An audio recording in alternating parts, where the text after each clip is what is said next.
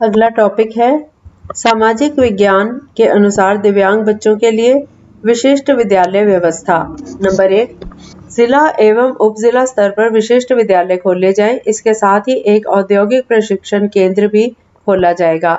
Number 2, लड़के लड़कियों के लिए पृथक पृथक छात्रावास होते हैं। नंबर 3, इन विद्यालयों में पाठ्यक्रम इनकी विशेष समस्याओं को ध्यान में रखकर संशोधित और परिष्कृत किया जाता है। नंबर 4, दिव्यांग बच्चों की शिक्षा पर NCERT, ICSR, SUGC व नेशनल इंस्टीट्यूट फॉर हैंडीकैप आदि संस्थाओं से भारतीय परिस्थिति में अनुसंधान कराए जाते हैं। नंबर 5, मानव संसाधन विकास मंत्रालय में एकीकृत सूचना प्रणाली की स्थापना की जाती है तथा समय समय पर शैक्षिक सर्वेक्षण करवाए जाते हैं।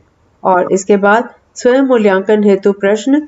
पहला प्रश्न, दिव्यांगता व्यक्ति को कितने प्रकार से प्रभावित करती है?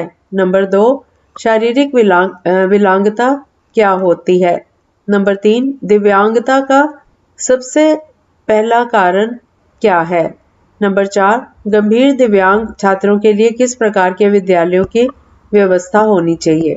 और इसके बाद सारांश 13.10 टॉपिक है ये। वर्तमान में दिव्यांग शिक्षा के संदर्भ में जन जागरूकता बढ़ी है। इस दिशा में अनेक प्रयास किए जा रहे हैं। सामाजिक विज्ञान के अनुसार दिव्यांग बच्चों के लिए जो भी नैदानिक परीक्षणों तथा संवर्धन तकनीकों का प्रयोग किया जा रहा है ताकि दिव्यांग बच्चों को उनके द्वारा स्वनिर्मित आवरण से बाहर निकालकर बाहर की खूबसूरत और शानदार दुनिया में शामिल किया जा सके तथा उनको इस हीन भावना से बाहर निकाला जा सके जिसमें वे स्वयं को औरों से भिन्न समझते हैं।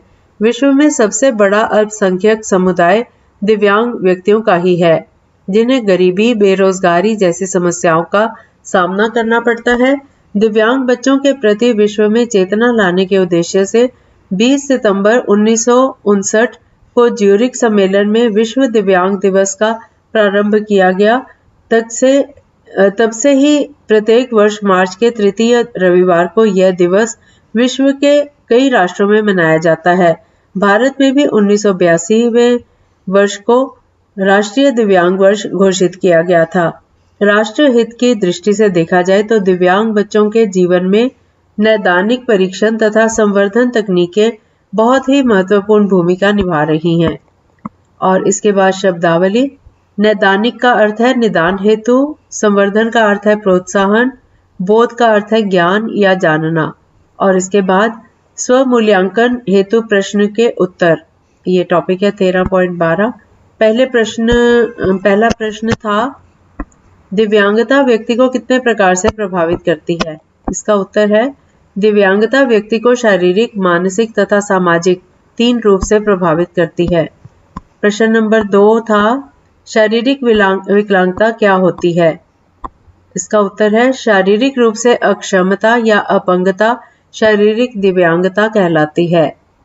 तीसरा प्रश्न, दिव्यांगता का सबसे पहला कारण क्या है?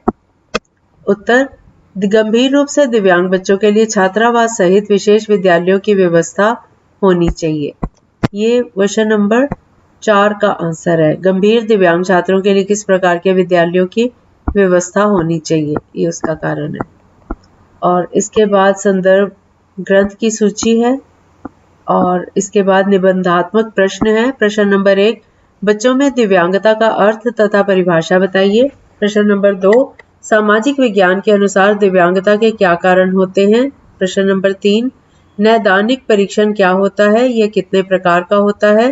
प्रश्न नंबर 4, संवर्धन के अंतर्गत पुनर्वास केंद्र के क्या क्या उद्देश्य निश्चित किए गए हैं? और इसके साथ ही इस पुस्तक की रिकॉर्डिंग कंप्लीट हो गई है। मैं मीनाक्षी एबट आप सभी को शुभकामनाएं देती हूँ और अगर कोई रिकॉर्डिंग में त्रुटि रह गई हो तो उसके लिए क्षमा याचना। धन्यवाद। All the best.